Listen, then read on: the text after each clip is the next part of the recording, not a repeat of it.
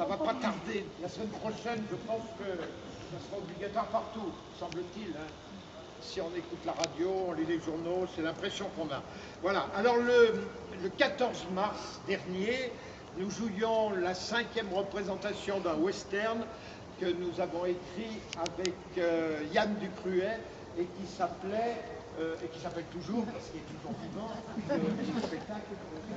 Deux Mustangs À la recherche de 2 Mustangs égarés dans la prairie, où le dernier des Algonquins était une femme. Voilà, on a pu jouer 5 fois, parce que ce soir-là, vous vous souvenez du Premier ministre de l'époque, qui n'est plus le même, mais qui était quand même le Premier ministre, il a décidé de fermer les théâtres, il a sans doute fait ce qu'il devait faire, mais bon, on a dû fermer. Donc on a été fermé toute la fin de saison. Nous n'avons pas pu jouer complètement cette pièce, ni la suivante qui s'appelait Rive, qui est de Vincent Arnaud. Fin juin, on se demandait ce qu'on allait faire. Et puis il y a eu un concours de circonstances. J'ai dû répondre à une interview de Jean-Yves Estre dans le Dauphiné, disant qu'on aimerait bien faire quelque chose en plein air, vu que on n'avait pas pu terminer la saison. Et puis, je crois que Thierry Kovacs, le maire de Vienne, a lu cet article, et on s'est téléphoné, et puis il m'a dit pourquoi pas le théâtre antique. Et alors ça a trotté dans notre tête, et j'avais cette pièce que j'ai écrite il y a 12 ans, je crois que c'est en 2008, en 2008, et on s'est dit elle irait très très bien avec ce lieu extraordinaire, puisqu'on parlait du pipet dans la pièce déjà. Hein.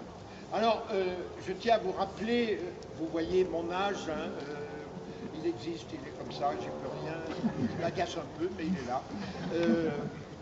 En 1970, à cette époque-là, le président de la République, c'était pas Georges Clemenceau, mais c'était Georges Pompidou. Donc vous voyez, c'est loin, loin, loin. Il y a peut-être des gens parmi vous qui ont connu Georges Pompidou.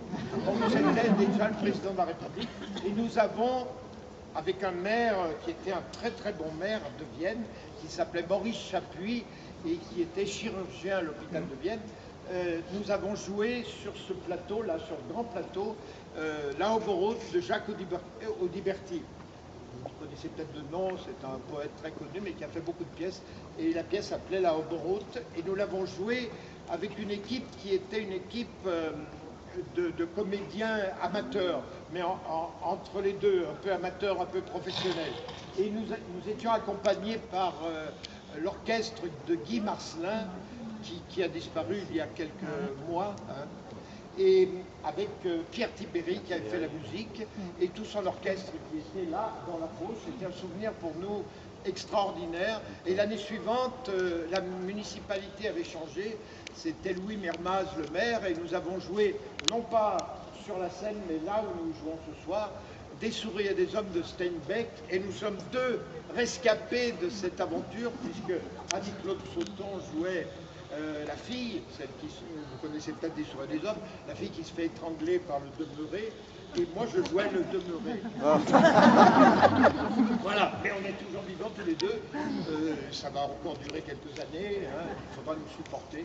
Voilà. Et en 71, et en 75, Maréchal est venu, je crois que 75 ou 76, est venu jouer le capitaine Fracasse ici, et depuis il n'y a plus du tout de théâtre dans ce théâtre romain, et donc on est très très content d'avoir pu rejouer ici avec du vrai théâtre parlé. Ce théâtre antique a une réputation glorieuse, si on peut dire, avec le festival de jazz, et c'est pas mal si on peut faire un peu de théâtre aussi. Vous constatez qu'il y a 10 000 places maintenant, et vous n'êtes pas 10 000, hein. Le théâtre attire moins, hein. Mais ça fait rien, vous êtes là, chaleureux, nous sommes là. En parenthèse, c'est très difficile de répéter la journée ici. Cette semaine-là, nous avons eu très très chaud. Certains d'entre nous se sont presque évanouis, vous voyez. Vous imaginez le courage de ces... Bravo.